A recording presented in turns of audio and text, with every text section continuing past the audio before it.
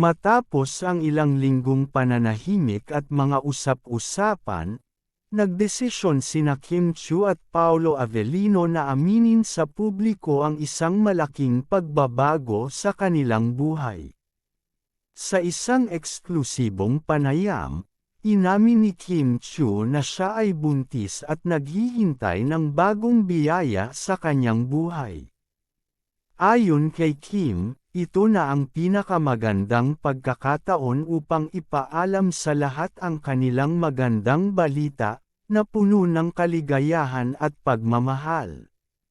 Sa kanyang pahayag, ipinahayag ni Kim ang kasiyahan at konting nerbiyos na nararamdaman ng isang ina. Aniya, natutunan niyang yakapin ang bagong yugto ng kanyang buhay at tinanggap ang lahat ng mga hamon ng pagiging magulang. Hindi nakaligtas ang kanyang emosyon habang inamin ito sa harap ng kamera, at buong pagmamalaki niyang ibinahagi ang magandang balita sa kanyang mga tagahanga. Samantala, si Paolo Avellino, ang partner ni Kim, ay nagbigay din ng pahayag hinggil sa kanilang magiging anak. Ipinahayag ng aktor ang kaligayahan at excitement sa pagdating ng kanilang anak.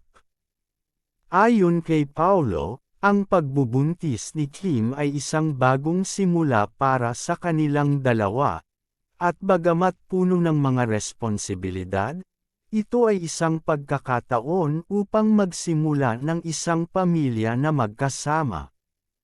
Ang balita ni Kim at Paolo ay agad na kumalat sa social media at naging trending sa iba't ibang platform.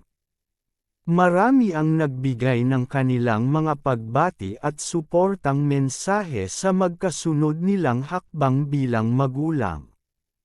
Ang kanilang mga kasamahan sa industriya ng showbiz ay nagpadala ng mensahe ng kaligayahan at nagsabi ng mga positibong saloobin para sa kanilang pamilya.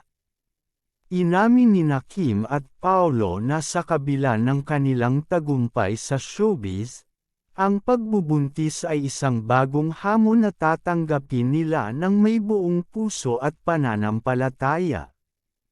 Pareho nilang pinaplano ang kanilang mga susunod na hakbang bilang magkapareha at magulang, at patuloy nilang ninanais na maging tapat sa kanilang mga tagahanga sa mga susunod na kabanata ng kanilang buhay.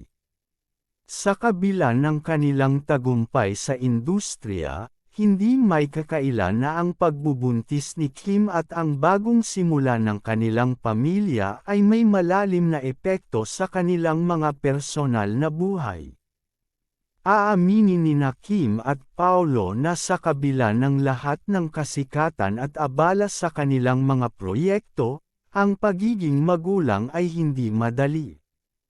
Ngunit sa bawat hakbang, nararamdaman nila ang kaligayahan at pagmamahal na dulot ng pagkakaroon ng anak. Ayon kay Kim, ito ay isang pagkakataon na mas lalo pa nilang makikilala ang isa't isa bilang magkapareha at matutunan ang mga tunay na kahulugan ng responsibilidad at pag-aalaga.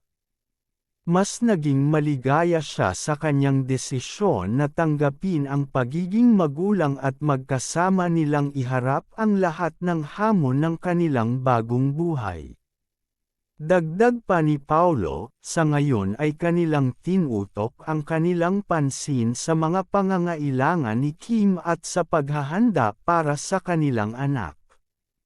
Ang mga simpleng bagay, tulad ng paghahanda ng mga gamit at mga pangangailangan ng sanggol, ay nagbigay sa kanila ng kaligayahan at excitement.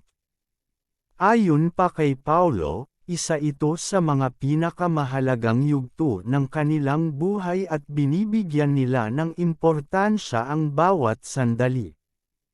Habang ang pagiging magulang ay tiyak na isang hamon, itinuturing nina Kim at Paolo na ito ay isang biyaya at inspirasyon.